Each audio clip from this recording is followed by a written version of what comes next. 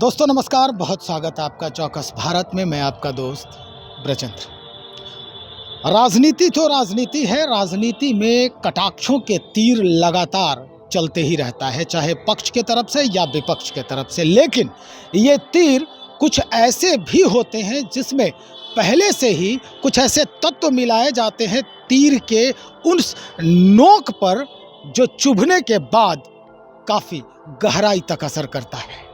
और यही बात अब जनता दल यूनाइटेड और भारतीय जनता पार्टी के तरफ से हो रहा है। सबसे पहले जनता दल यूनाइटेड के तरफ से जो मुख्य प्रवक्ता है या एमएलसी हैं नीरज कुमार जी, वो 440 वोल्ट का झटका लगाने की बात कर रहे हैं। दिल्ली में इंडिया गठबंधन की बैठक की बात कर रहे हैं और 440 वोल्ट के झटके की बात लगातार करते आ रहे हैं। चलिए हम सुनते हैं सबसे पहले कि एमएलसी नीरज कुमार और जदयू के मुख्य प्रवक्ता क्या कह रहे हैं। अरे झटका तो 33,000 का राजनीतिक करंट लगने वाला है। इंडिया की बैठक जो दिल्ली में प्रस्तावित है, वह बैठक के नतीजे कि गैर भाजपा दलों की एकजुटता, वोट का बंटवारा का रोका जाना, एक सीट पर एक का मुकाबला, तो जनता तो अब इंडिया गठबंधन के माध्यम से एनडीए को झटका देने की तैयारी है। इसलिए झटका पर ज्यादा ध्यान केंद्रित करिए, बाकी सारी चीजें तो जनता खुद देख लेगी।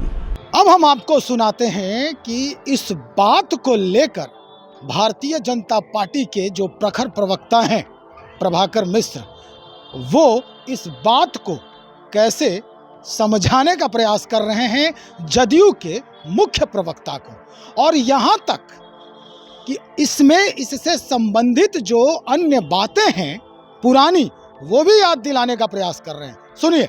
तुष्टीकरण के लिए सनातनियों को गाली देना बंद करे जदयू के बरबोले प्रवक्ता। अगर झटका और हड़ाल में अंतर नहीं समझते तो उसमें ज्ञान की कमी है, लेकिन अपनी अज्ञानता के कारण सनातन धर्म को गाली देंगे, यह कभी बर्दाश्त नहीं किया जाएगा। जदयू के बरबोले प्रवक्ता पहले ये बताएं कि मुंगेर में जदयू के मटन भोज में किस जानवर का मांस खिलाया गया। कथित मटन भोज के बाद कौन सा जानवर उस क्षेत्र से गायब हो गया था।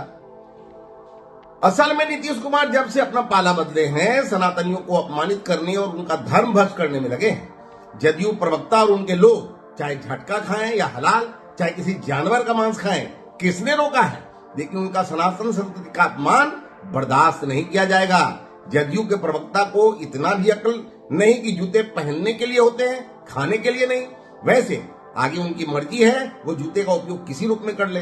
तो सुना आपने, बात यहां तक पहुंच गई कि भाई जूता पहनने के लिए होता है, खाने के लिए नहीं। अब उन पर निर्भर करता है कि वो पहनते हैं या खाते हैं।